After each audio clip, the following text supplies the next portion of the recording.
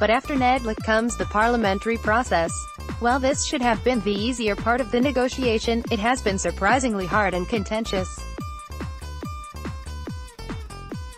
First was the decision by the state law advisor to change crucial definitions when drafting the national minimum wage bill. The definition of employee, as someone who works for another person or who assists in conducting the business of an employer, and that of a worker, any person who works for another or is entitled to any payment in money or in kind, had been extensively debated in Nedlac.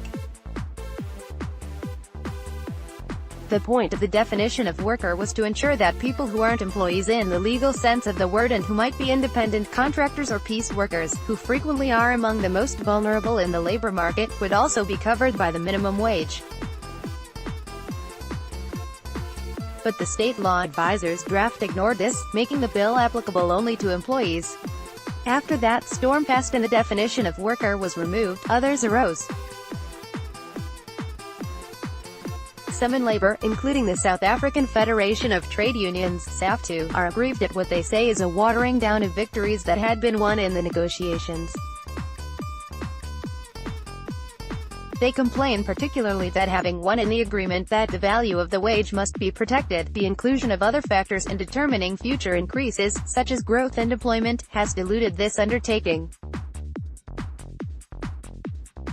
Both the Department of Labor and Business disagree, arguing that it was never imagined that the effect on employment would not be considered when it came to increases.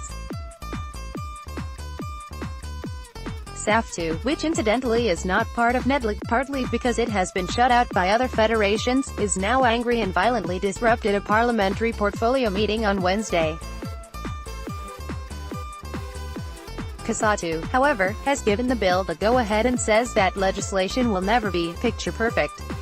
Business also has grievances.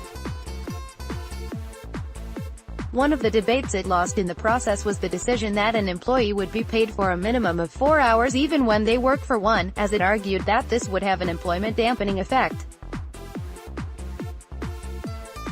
Now, parliamentarians have added that requirement to those defined as workers too, making the bill much more rigid.